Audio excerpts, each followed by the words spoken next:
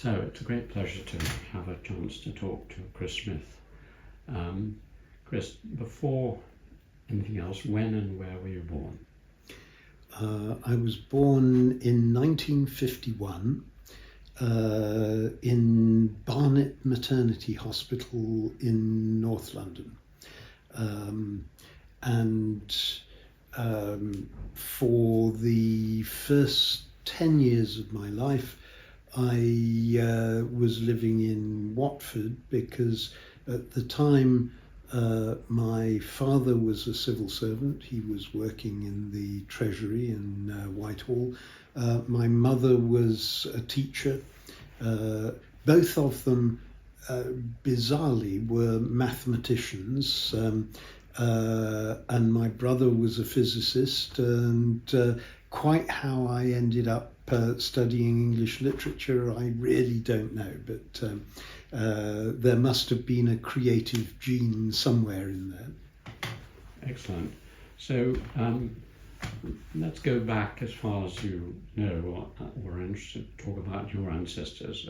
People often go back to their grandparents who they knew personally, but if, like Sir John Gurdon, you want to go back to the Norman conquest, then that's up to you. I can't go back to the Norman conquest. I can, however, vividly remember both my sets of grandparents, both my father's parents and my mother's parents. Mostly I can remember my mother's parents. My mother's maiden name was Luscombe. They were originally from Devon, I think, but my grandfather was born within the sound of Bow Bells, so probably qualified as a Cockney.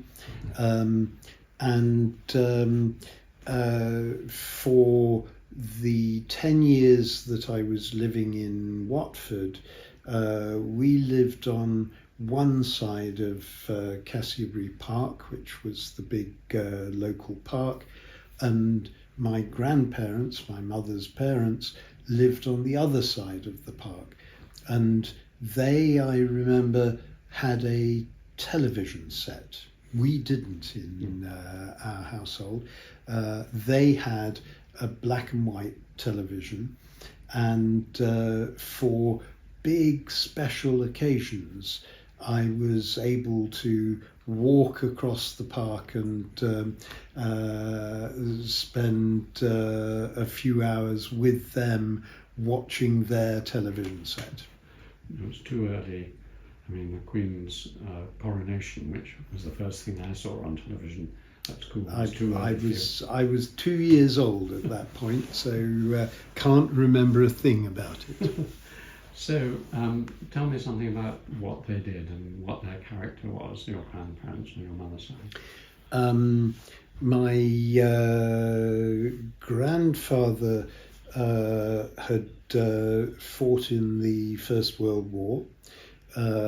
He was, I think, present at the first ever battle involving tanks. He never ever talked about his experiences in the war. I suspect because they were so traumatic, but I'm desperately trying to remember what he did after the war was over, and I have to admit I can't remember what his job was. My grandmother, I know, had trained as a shorthand typist. She was one of the first ever people in the country to learn shorthand, but she gave all that up in order to look after the household, and I can vividly remember she used to cook wonderful soggy currant buns, which I absolutely loved. And I drove my own mother completely mad by telling her all the time how wonderful Grandma's currant buns were. And so she tried getting the recipe off my grandmother. And of course, when she tried making them, they weren't soggy at all. They came up beautifully fluffy, and how they were really meant to arise. And they weren't nearly as tasty as my grandma's were. So my mother went and stood over Grandma whilst she said, well, I take a handful of this and I take some spoonfuls of this and I stir and then bung it in the oven. And she made copious notes about every single step of the way. They still turned out not soggy at all. It was they weren't the same at all. That's a very nice story. It actually links to a question I usually ask a little later, but what was your first memory, concrete sort of memory? Because that must have been when you were 6 or 7 or... Yes, and I think my first memory was, and it's very, very dim in my mind. Before I went to primary school, I went to a local nursery, and I can remember running around the garden in the nursery, but I can't remember anything about what we were actually doing. But then I went to primary school and absolutely loved it, and I used to walk there every day, and I can remember bits of life at primary school, but it took a while for my memories to gel. Well, I interpose that. So coming back to your grandparents, what about your grandparents on your father's side?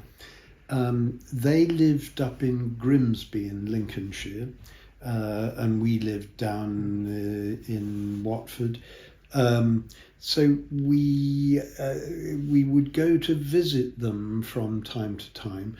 They weren't nearly as familiar as my grandparents on my mother's side, so they seemed in my mind to be much more proper and senior and serious. But I can remember my grandfather on my father's side looked very distinguished, very upright bearing. Again, I can't remember for the life of me. He wasn't wearing a uniform, or he wasn't a seaman, or... No, he wasn't. And I don't recall the same wartime experience that my other grandfather had had. Yeah. Okay, so coming down to your parents, can you give me a sketch of their activities and character and how it might have affected you? My father was a civil servant all his life.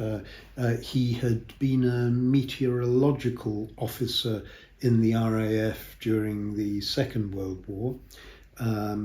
He and my mother had met a year or two before the Second World War, and they got married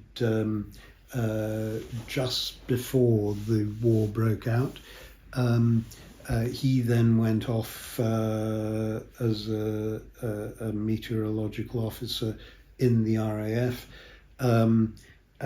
Then, after the Second World War, he became a civil servant in the Treasury, and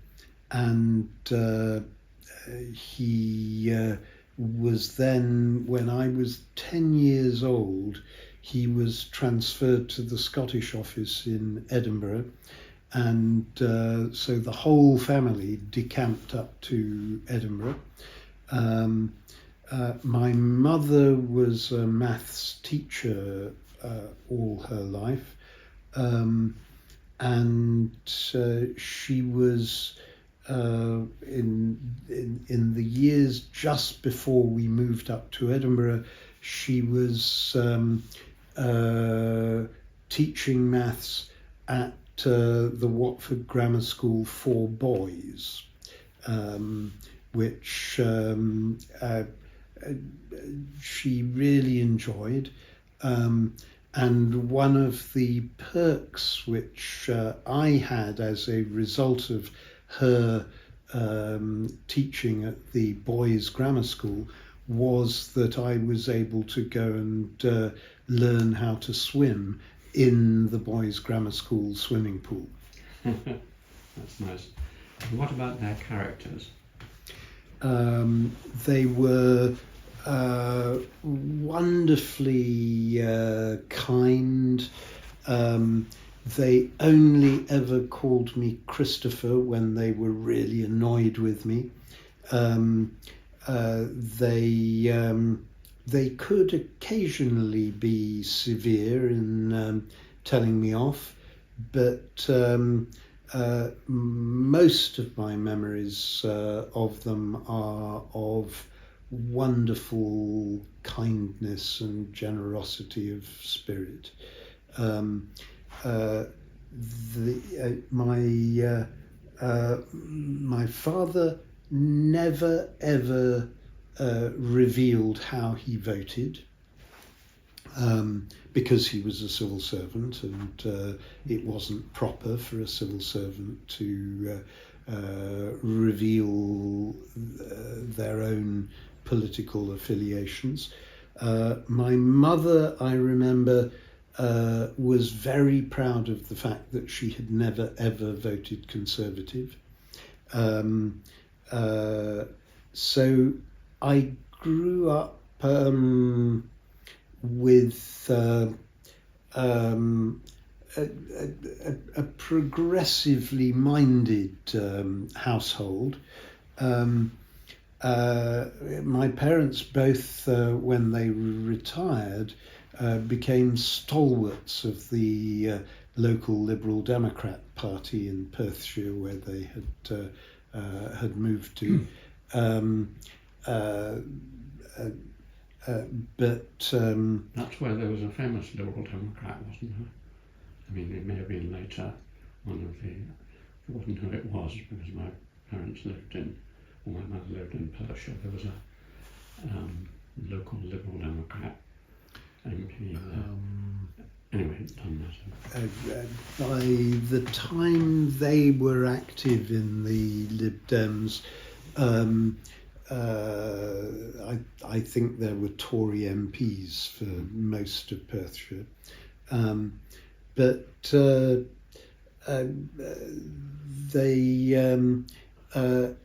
I remember at the time, this was the 1960s when I was growing up in Scotland, and the 1960s were a time of optimism and radicalism. I remember being really enthused about Harold Wilson, and I can vividly remember, I think it was the 1966 general election. I was in school in Edinburgh, and I was one of the only Labour supporters in the school, but I was very proud to be so. That's very nice. And you said they were both mathematicians and you took up literature. Were they ever hostile to that idea, or? No, there was no occasion when they tried to persuade me or force me to do maths. I had to do arithmetic O-level because everyone in Scotland did arithmetic O-level.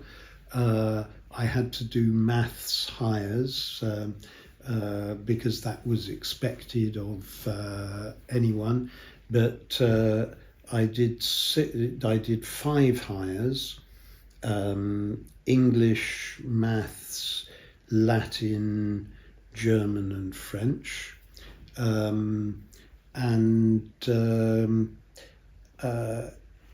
I suppose it was a bit of a toss-up between doing languages and doing English beyond school, but English won out.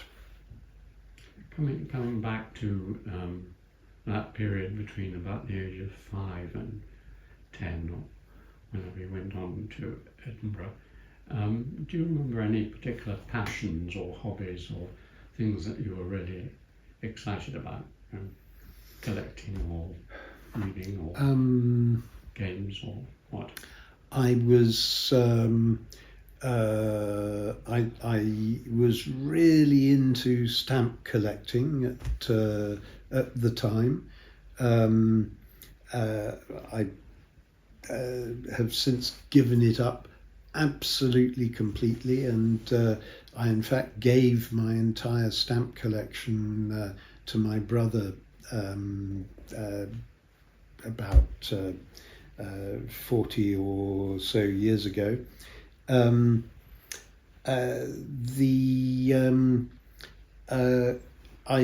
remember we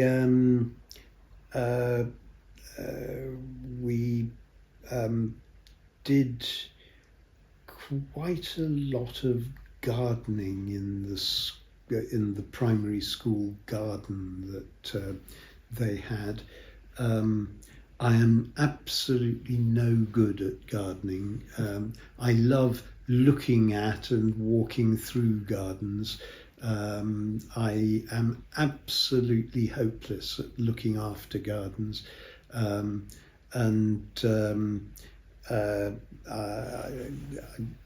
have to say, living as master of a Cambridge college is perfect in this respect, because you have teams of gardeners who look after everything for you, and you can enjoy the beauty of it. Yes, and Pembroke Gardens, which we visited recently, are really lovely. They are. So you went at what age to George Watson's? We moved up to Edinburgh when I was 10, and I enrolled immediately in George Watson's, and I did the last year of the junior school in Watson's, and then I transitioned to the senior school.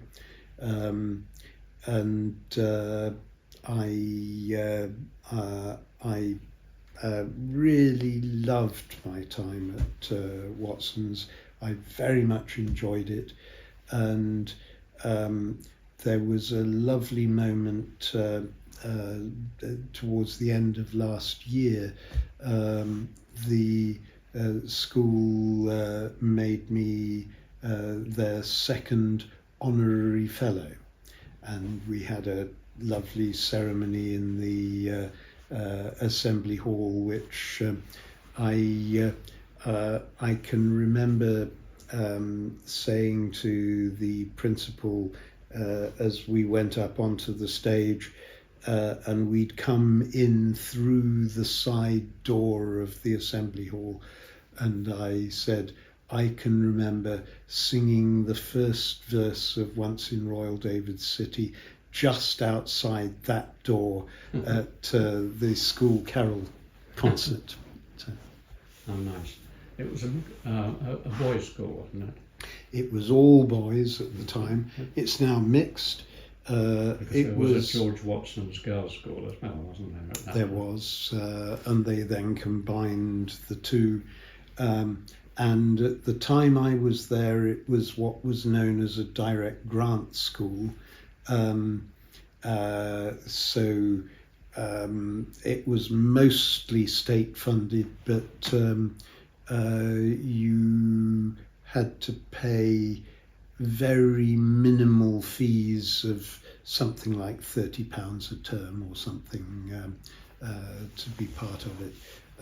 There were it's since gone completely independent, but in those days it was direct grant. And you didn't have to take anything similar to the 11 plus or anything to get in? No entrance exams. They did look quite carefully at the report that I had had from the primary school in Watford before they allowed me into to Watson's when I arrived.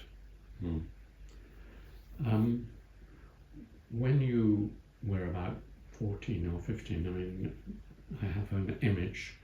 Of course, all of our mind had been warped by St Trinian's and the prime of Miss Jean Brodie and such literary representations of Scottish Edinburgh schools. But I imagine, did it have a kind of Calvinist Protestant feel to it, or? No, it didn't. The principal at the time was a wonderful man called Roger Young, later Sir Roger Young. He was generous spirited. He was very much a role model to all of us. He was a genuinely kind man. So none of the hard edge of Calvinistic probity that you might associate with the prime of Miss Jean Brodie and such like. And he had dreamed up, it was his invention, still going strong in the school to this day, what at the time was called the third form projects. So this was in the third year of the senior school. So I was 13 or thereabouts. They sent everyone in the third year for 2 weeks in the middle of May. They sent us all away to different places in Scotland to do adventure activity. And I ended up spending 2 weeks up in Kinlochew in Torridon on the northwest coast of Scotland, those 2 weeks changed my life. I remember we measured the regrowth of the Caledonian pine forest on the slopes of Beinn. We climbed mountains, we played football, we went for walks. It was a wonderful couple of weeks, and there were only about 10 or 15 of us,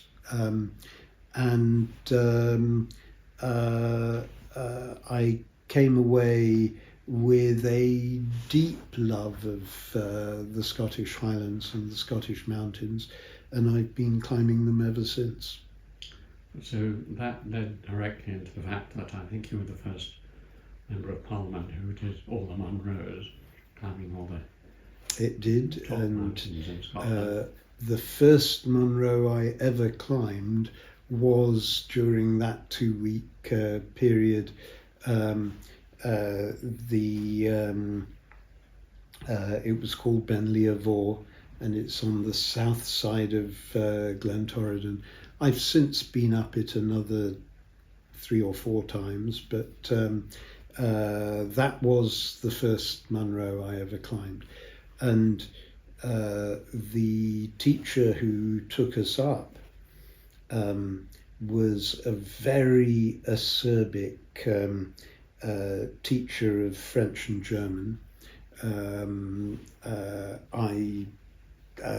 I studied under him because he taught me French and German, and he was the president of the Scottish Mountaineering Club. He was a really skilled mountaineer, but he was really a dismissive character. He would be very abrasive in the way in which he'd talk with us. But he took us up Beinn Liath Mhor.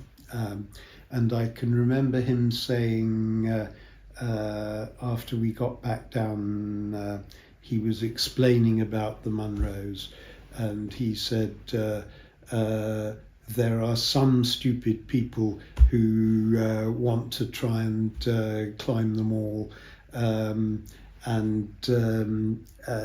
Little did he know that I was going to go on to be one of those stupid people. I wondered whether another passion in your life, namely for Wordsworth, might also be traced back to that experience. One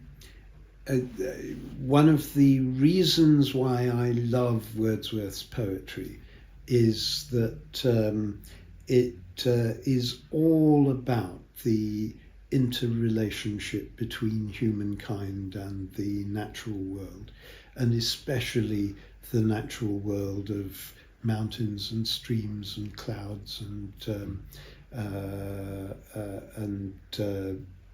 the Lake District that he loved. And I can remember spending a couple of holidays youth hosteling in the Lake District, and absolutely loving the scenery, going for walks, visiting Wordsworth's cottage at Grasmere, that the love of mountains was certainly one of the things that led me to a love of Wordsworth. When did you do this youth hosteling? How old were you? The first time I remember I was with my brother, and I must have been 11. Really? The second time I was with a friend, and we were on our own, and I think I must have been 16 or 17 by then. Very interesting. I love that part of the world to a certain extent. My family is mostly from that sort of world, on my father's side anyway. And the passion I had was fishing, particularly for trout, little bit sea trout and so on. Did you ever take to fishing? I'm afraid I've never been into fishing, other than with a fishing net in the local canal in Cassibury Park in Watford. No,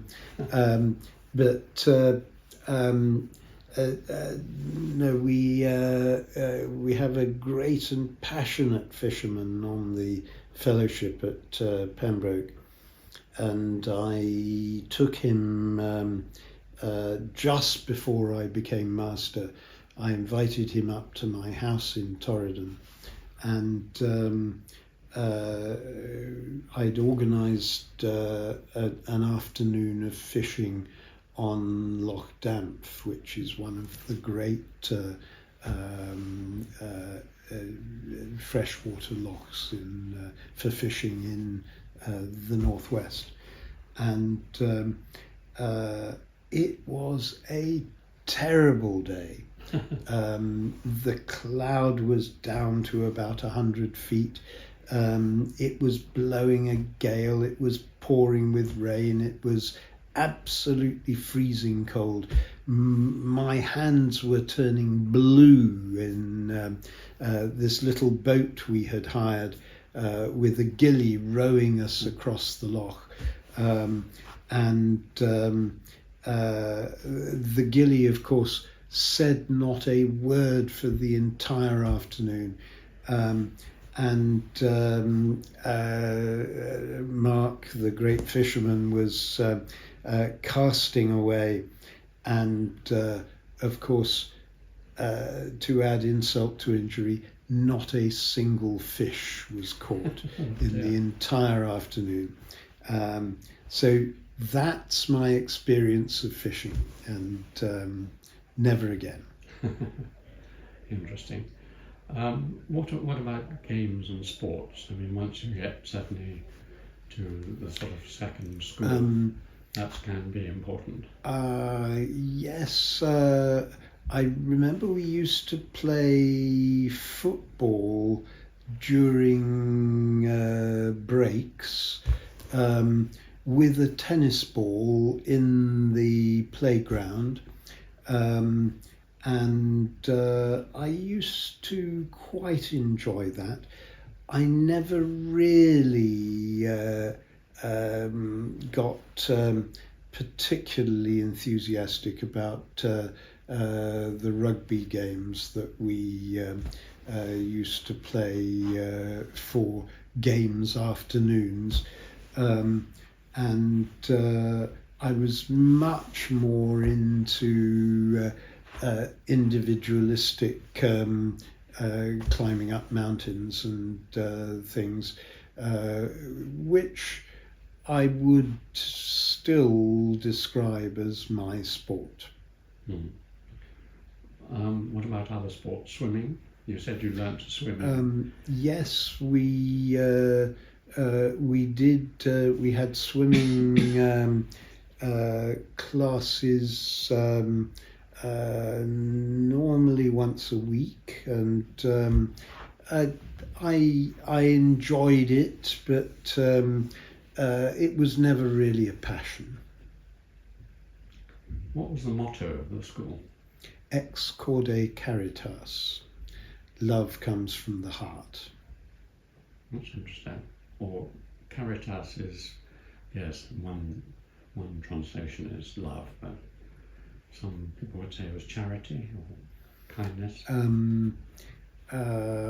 It was always translated as love. Another thing that, one other kind of passion or interest that you may or may not have had, not totally different from poetry, is music. Have you been interested in music? I learned to play the piano. I sang in the school choir, and loved that. And we went on a school choir trip to Paris on one occasion, and then we went to America on another occasion. And we used to sing, every single school day would start with school assembly, and the choir would always be up beside the stage and leading the singing, and I enjoyed that. I also learned to play the piano my parents were really keen on me learning to play the piano, and I used to have weekly piano lessons. I can remember Miss Spence, my piano teacher, who was fairly strict, but I made a bargain with my parents that I would do my piano practice each evening, provided they let me off the washing up. So I did my piano practice every evening. I eventually got to grade 6, which wasn't bad. But the moment that I came here to Cambridge as a student, I gave it up. And I haven't played the piano since. It's one of the great regrets of my life that I didn't keep on at it. And when I arrived in the Master's Lodge as Master of Pembroke, there's a wonderful Steinway piano in the reception room upstairs. And I thought, oh, good, I can learn to play the piano again. And there'll be a college full of people willing to teach me. And I haven't had a moment of time to be able to do it. What about music appreciation? I mean, what kind of music do you like? Oh, I love Because I seem to remember music. A link to jazz or something. Not so much jazz. I grew up loving Scottish folk music, and it was something that I was in the Scout troop, and we used to go away to summer camp every year, and sitting round the campfire singing songs was I used to adore. And I got to university, and most of my friends in college were really into classical music. And I knew a tiny bit about classical music when I arrived as a student. And they really brought me to a better appreciation. So they told me which records I ought to be listening to, and what pieces of music were on your bucket list, and so on. And they also rather wonderfully introduced me to opera, because I had grown up with the Edinburgh Festival on my doorstep, and I absolutely loved theatre, and I had been able to go to a lot of theatre during my school days, and I was talking with my friends in college and saying to them, I really don't understand opera at all, because why do they have to sing the words? Why can't it just be like theatre? And they all said, you don't understand, you've never been.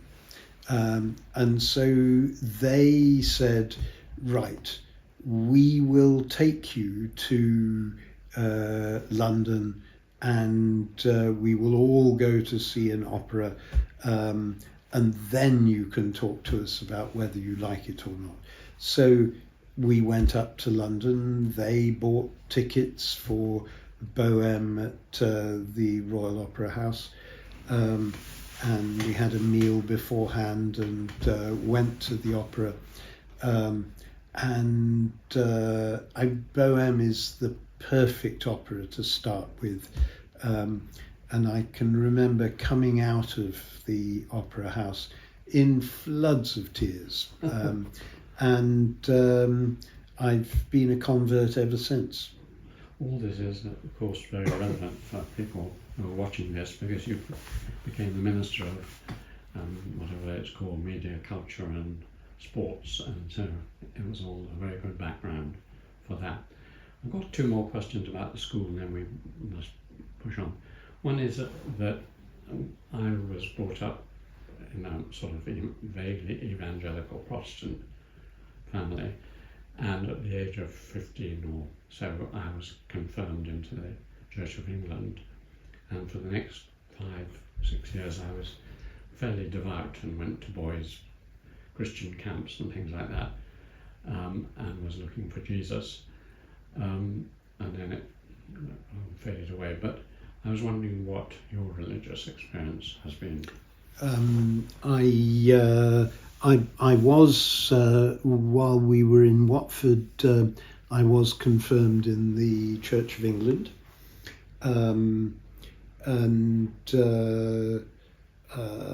I think I was in the Cubs associated with that church at the time. We then moved up to Scotland, and I started attending the Church of Scotland. I then got reconfirmed into the Church of Scotland at the age of about 16 or 17. I remain a member of the Church of Scotland. I'm a member of Crown Court Church in the middle of London, and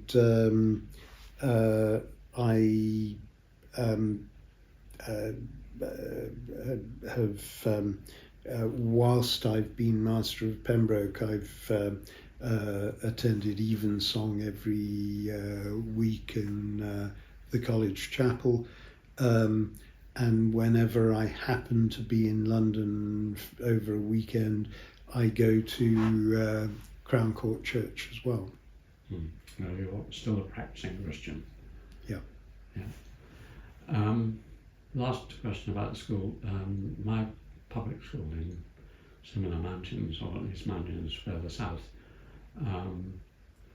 was one which was at that time 10 years older than you, still training us to be running the British Empire, and therefore the social structure of the school, about which I've written a good deal, was based on two basic principles. One is to divide the school into houses, and the houses were, as Cambridge colleges, more important than the school.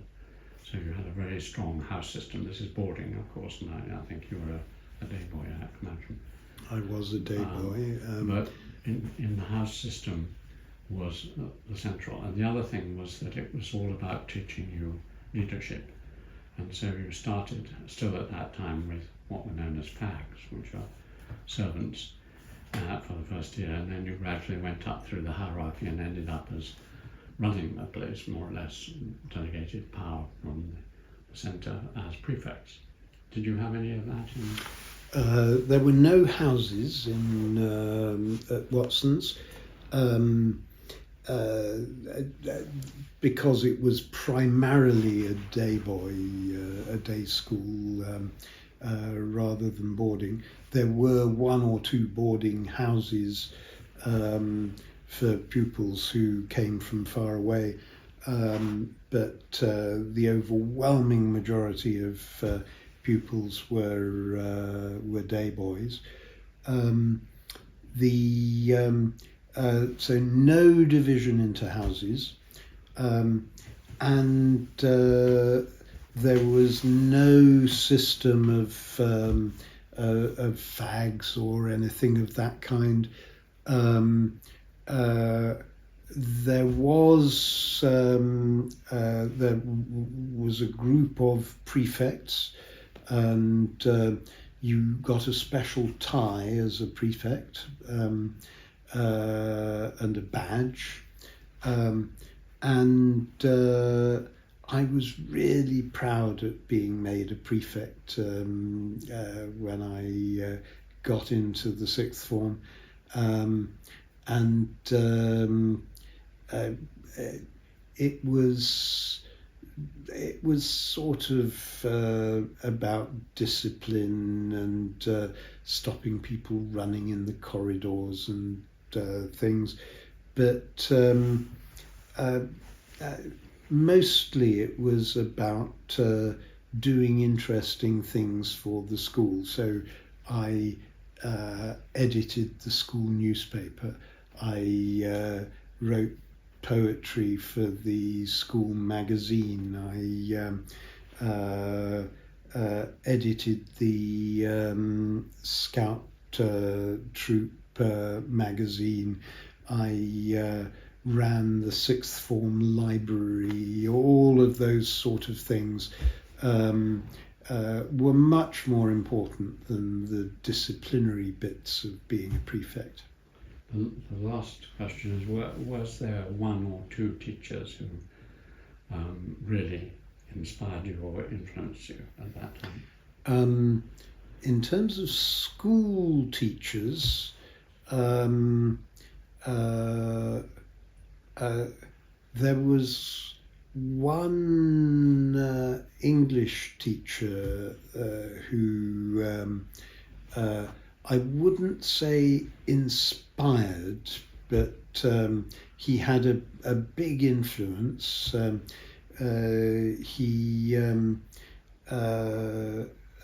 He had a penchant for reading Shakespeare round the class. It was the worst possible way of familiarizing yourself with Shakespeare. You'd be sitting in rows in desks, and we would go one after another down the row and then down the next row, just doing a speech at a time. So there was no sense of development of character or persona of the characters in the play. So he wasn't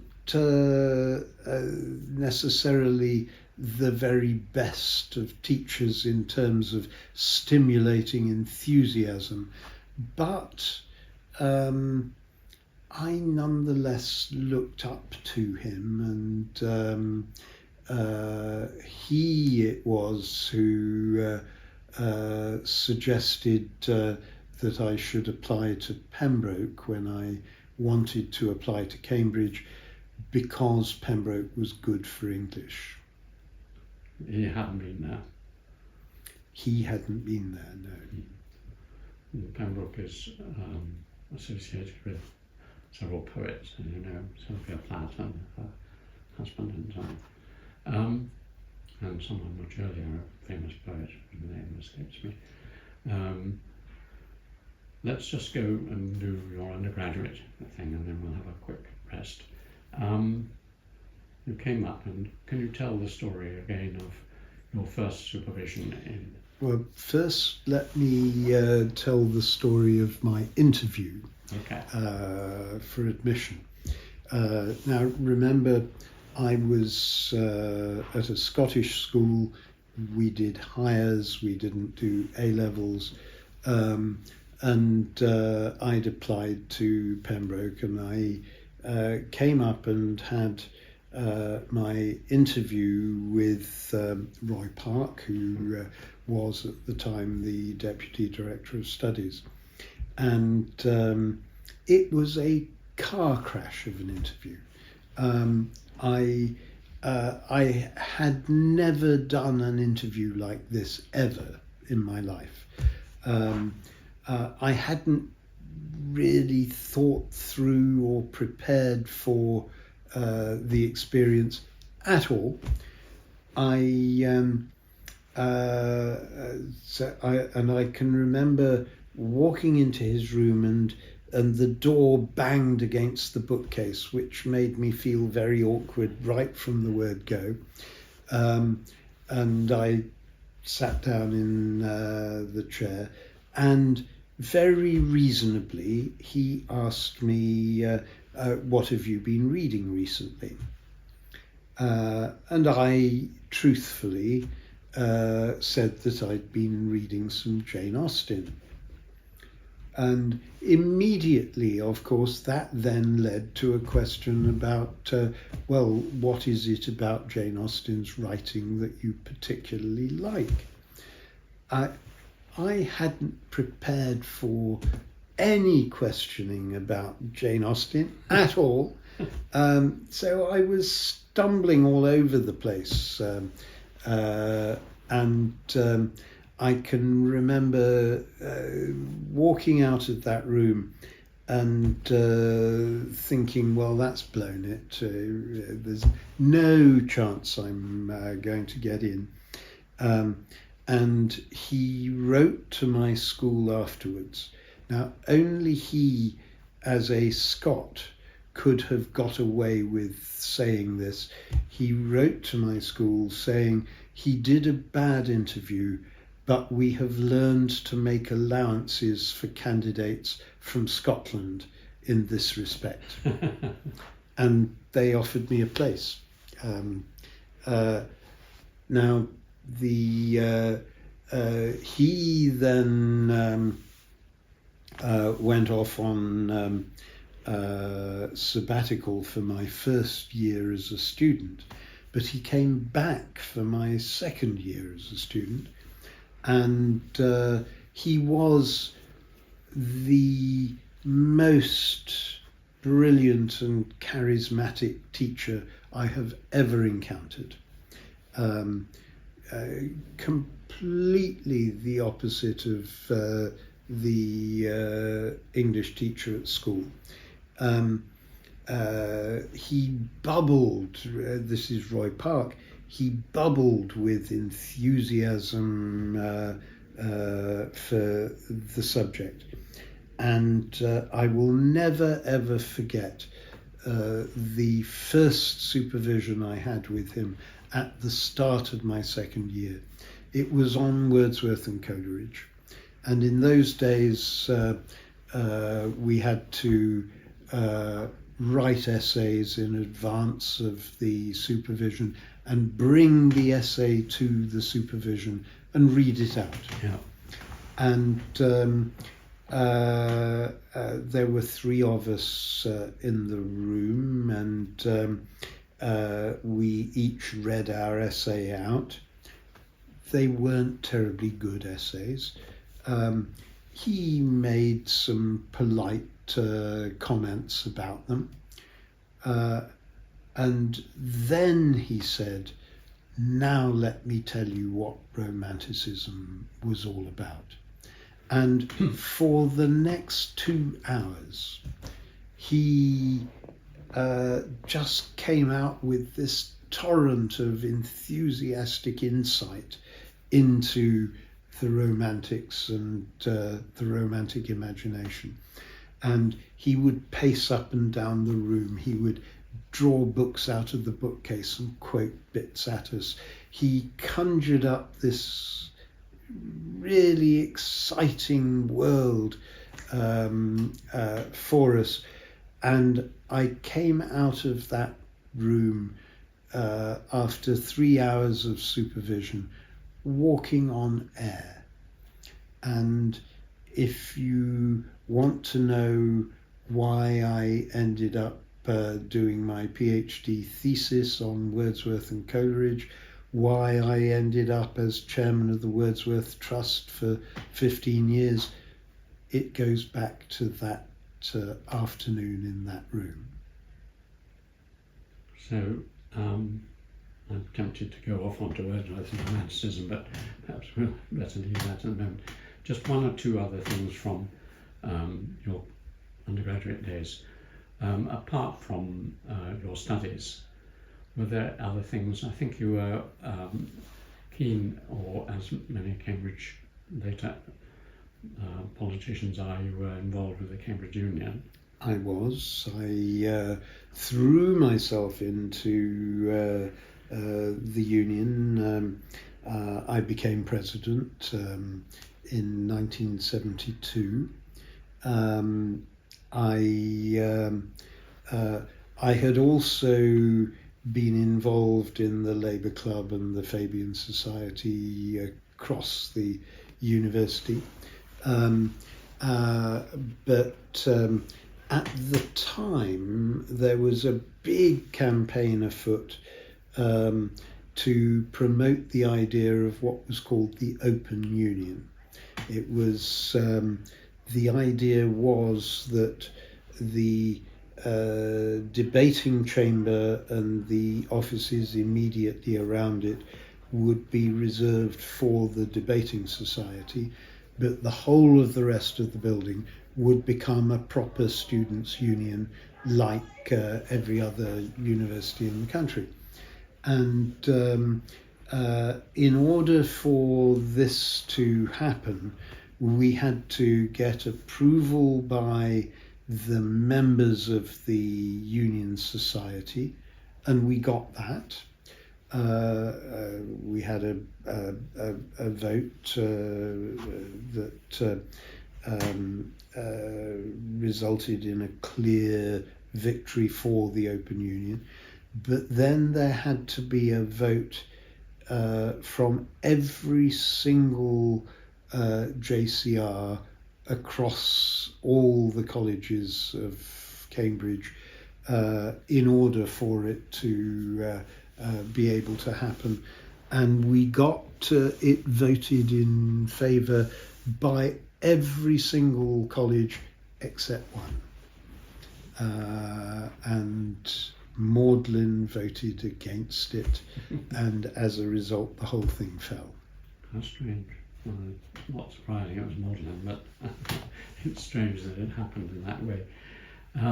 As I want to get on to your later life, is there anything else about those 3 years that you would like to particularly note? I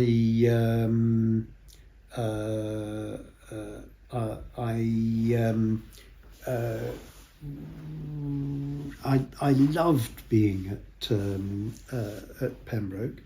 I developed lots of friendships, both with students at Pembroke and also with students across the rest of the university. We used to have a group of us in Pembroke from every conceivable subject, and every evening after we had had dinner together in Hall, we would go up to there were a couple who shared a big room up on J staircase, and we'd sit round the walls of the room, drinking instant coffee and putting the world to rights. And the J3 group of students, we are still in touch with each other, and whilst I've been master, I've invited them back a couple of times for a special dinner, and they have organised a special lunch for me in London, and most of them signed my nomination papers for the Chancellorship. Well, that's a nice point. Perhaps just to pause for 2 or 3 minutes. So, very briefly, because there's a lot to talk about, you went on to do a PhD at Cambridge, is that right? In those days, there were no MPhils. Yes. You would go straight from an undergraduate degree to doing work on a PhD, and I did. Partly because I was really passionately interested in Wordsworth and Coleridge, partly because I wanted to stay on anyway because I was about to become president of the union, and partly because it seemed to me a better option than anything else that I could think of. So I went straight from doing my undergraduate degree and graduating into studying for a PhD, and the title of my thesis was The Idea of Solitude, Studies in a Changing Theme from Pomfret to Wordsworth. Pomfret was a very minor turn of the 18th century poet who wrote a poem entitled On Solitude, widely printed and purchased, thousands of copies. But what it conjured up was a world of Arcadian society. It wasn't solitude at all. It was all about having a little cottage on your patron's country estate with some cows and sheep and a couple of servants and trips into town and things. And what I was charting was the shift from that to Wordsworth's leech-gatherer, who is a totally alone figure in a bleak landscape, and the poem is exploring the relationship between the two. Very interesting. Who was your supervisor? I fell out with my supervisor big time. He was a man called John Barrell. Yes, he was a fellow of King's. He was a fellow of King's. He was not an overly kind man. And I will never forget, I got involved in a lot of political work and life, and I was not the most assiduous of researchers on my PhD. And towards the end of my third year, I had done a draft chapter on Coleridge. And I can remember I'd gone back home to my parents' house in Edinburgh, and I was about to head off to Harvard to spend a year as a Kennedy Scholar. And I phoned John Barrell to talk about the chapter from my parents' house. It was a chapter that deserved criticism. It did not deserve the pasting that he gave it over the phone. He was rude, he was aggressive, he was dismissive. I can remember putting the phone down at the end of the conversation, and my morale was in pieces on the floor. There were moments in the following couple of weeks before I went off to Harvard when, if I hadn't been about to head off across the Atlantic, I might have given up altogether.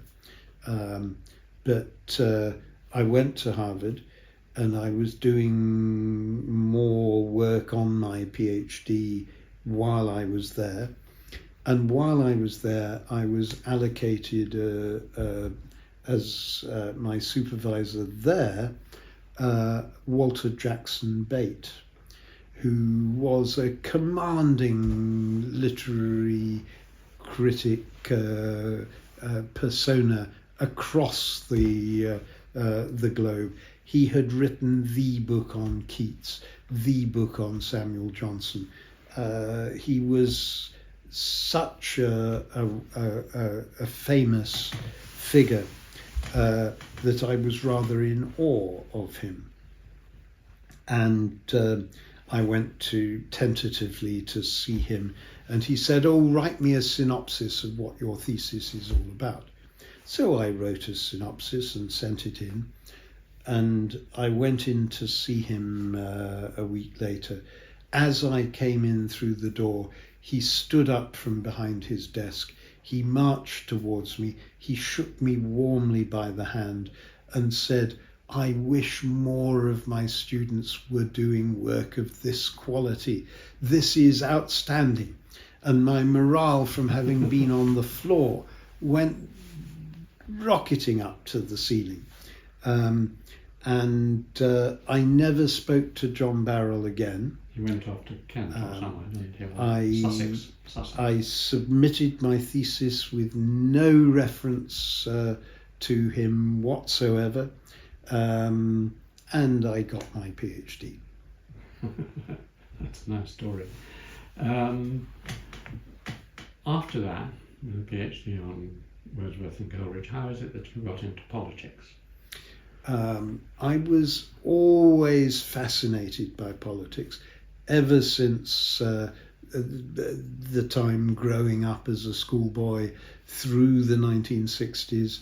Harold Wilson, Jack Kennedy, Martin Luther King, Bobby Kennedy. I was always completely fascinated by politics and political ideas. And then I was very active in student politics when I was a student here,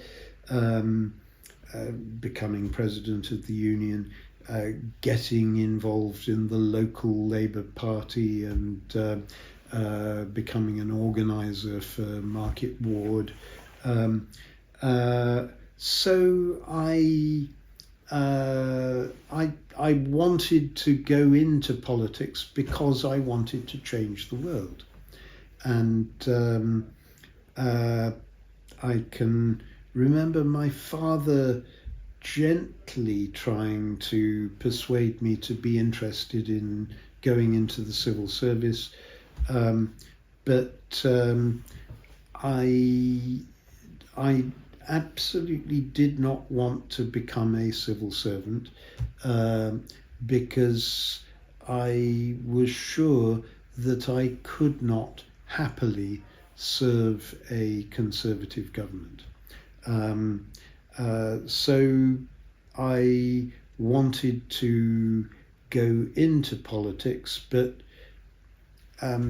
one thing I have realised over time, and I tell any of our students who ask me, how do I get into politics? There is an enormous amount of luck involved. If you happen to be in the right place at the right time and catch the right moment, you may well succeed, but it isn't guaranteed at all. So what was the luck? Landing in Islington, when I came back from Harvard, I started living in a rented house in Streatham.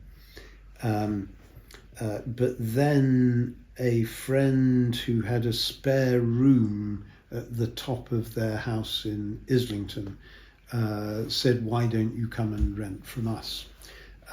So I did. And I fell into Islington Labour Party, and I got on very well with everyone. I became a councillor for the local ward. I then put myself forward for getting the parliamentary nomination because the sitting Labour MP had defected to the Social Democrats, and I put myself forward to get the nomination, and I got it. And I was elected with a wafer-thin majority in 1983 of 363 votes. And that was still under Thatcher, wasn't it? That was very definitely, I'm afraid, under Thatcher. Yeah.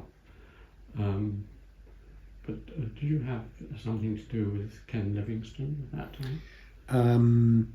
He was at the time he'd been elected as the MP for one of the Brent seats, and it was only subsequently that I think he became leader of the GLC and then the mayor of London. And you must have known him quite well, did you? I knew him reasonably well, yes.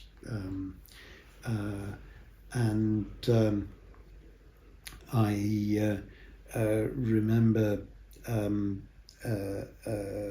vividly there was a moment in my first year as MP for Islington South. Jerry Adams had been elected as a Sinn Féin MP but refused to take his seat. And Ken Livingstone invited Jerry Adams to come to London to do a speech.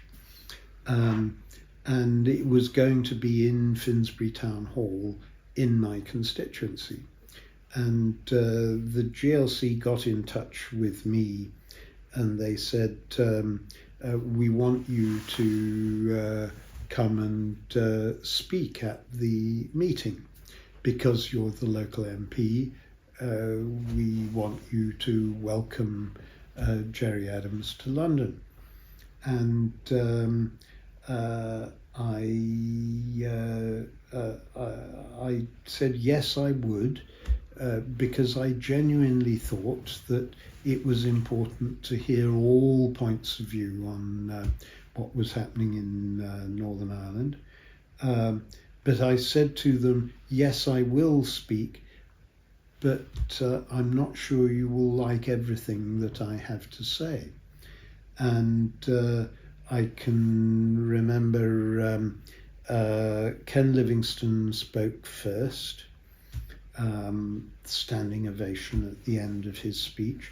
Jerry Adams spoke next, standing ovation before he started speaking, standing ovation at the end of his speech, and then me.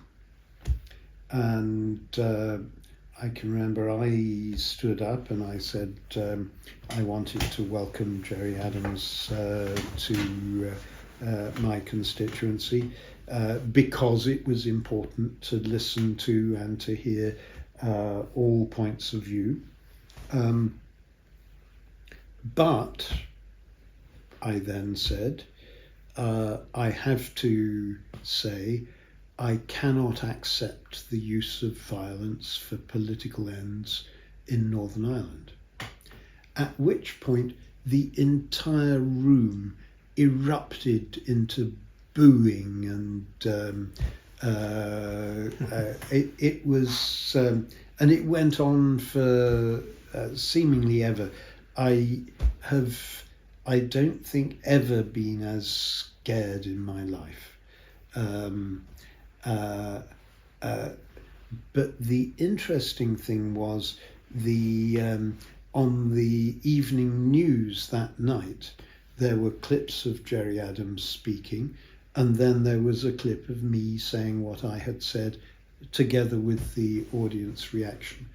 And for the whole of the next week, I had Irish constituents stopping me in the street saying, "Thank you for what you said. It had to be said." That's very good. So there's so much more. I mean, because you were in politics a long time and many events, and you knew a lot of people.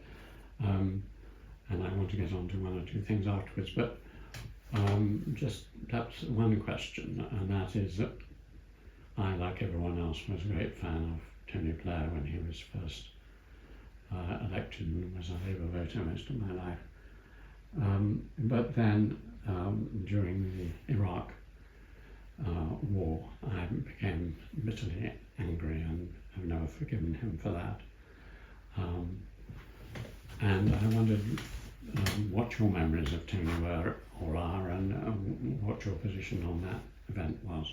Well, I fell out with him seriously over the Iraq War. I tabled the motions in the House of Commons that tried to stop us going to war. I have hardly ever spoken with him since I left the Commons 2 years later. I just knew in my bones that it was the wrong thing to do, and there are no prizes in politics for being proven right after the event. But my memories of Tony,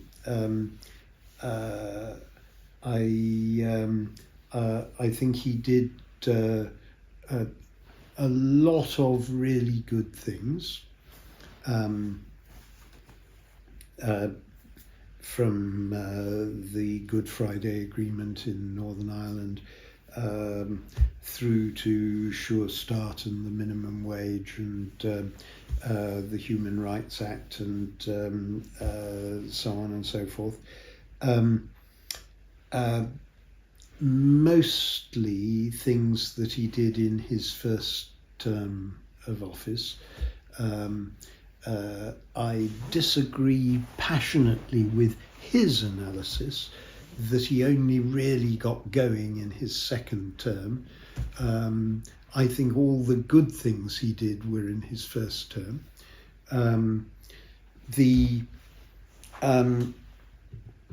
But I can remember vividly the day after John Smith had died.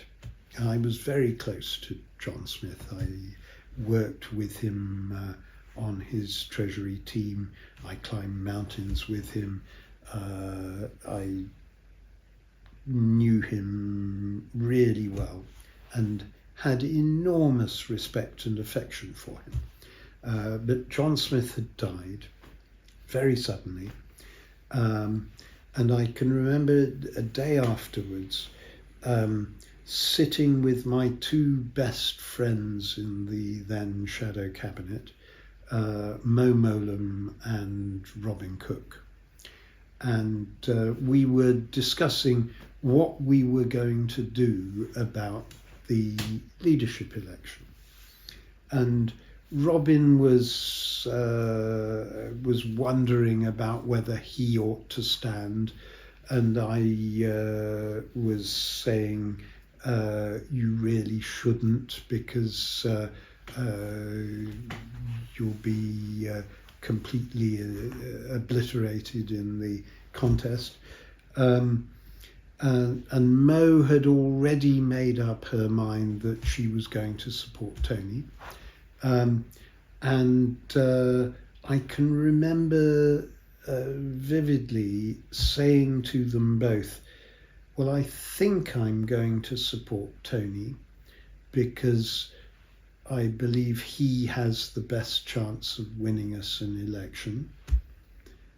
But, and I can remember saying this, my worry is I'm not sure he believes in anything. And I still think that judgment is not a bad one. Even though he became a Catholic. Well, we've only got a few minutes left, and so I'm afraid we're going to have to skip over all your achievements in various jobs you did in government and even Pembroke, though we've discussed Pembroke a bit. But there's one thing which, if one looks at your Wikipedia, stands out obviously, is that quite early, very early, you were the first member of Parliament to come out as gay. I think probably, when was it? I'm not sure the date. It was November 1984, and I'd been elected in 1983. I had always thought in my mind I wanted to say something at some point about who I was, but the only question was when and where would be the moment to do it. Now, you have to remember I had a majority of 363 votes, but nonetheless I wanted to say something.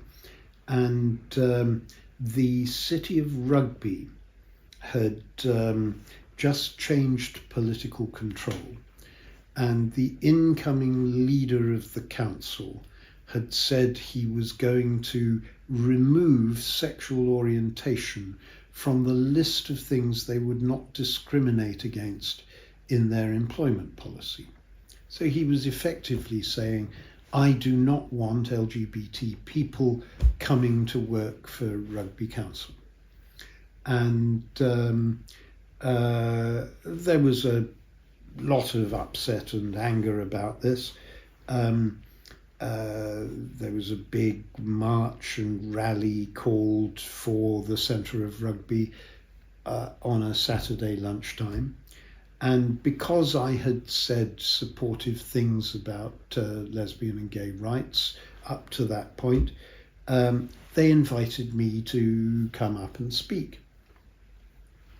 And I can remember sitting on the train going up there and writing a very boring speech about the right to work and things. And I walked into the hall where the big rally was happening, and the meeting had already started. It was packed out, 1,000 people.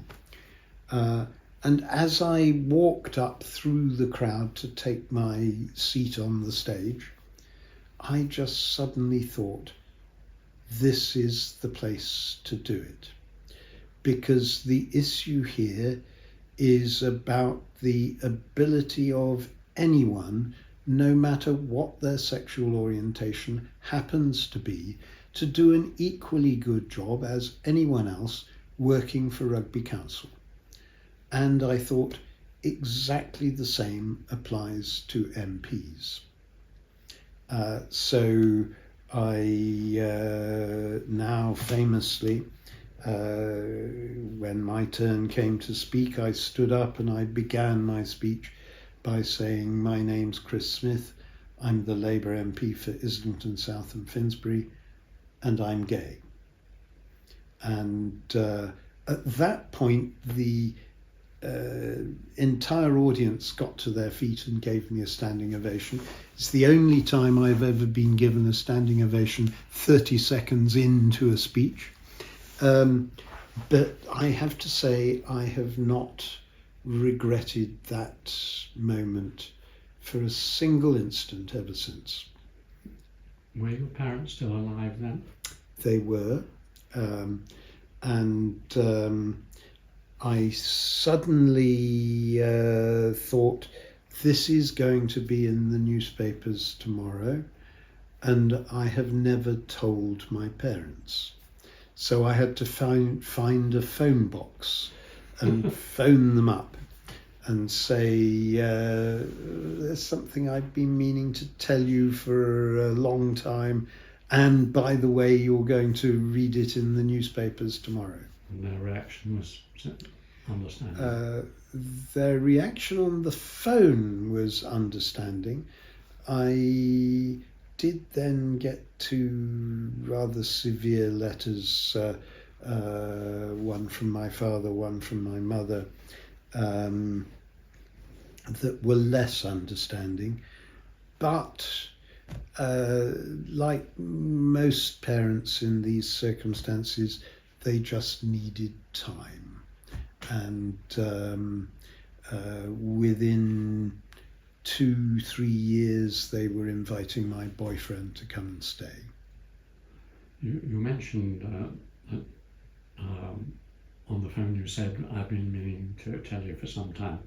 How long was that time, if it's not an impertinent question?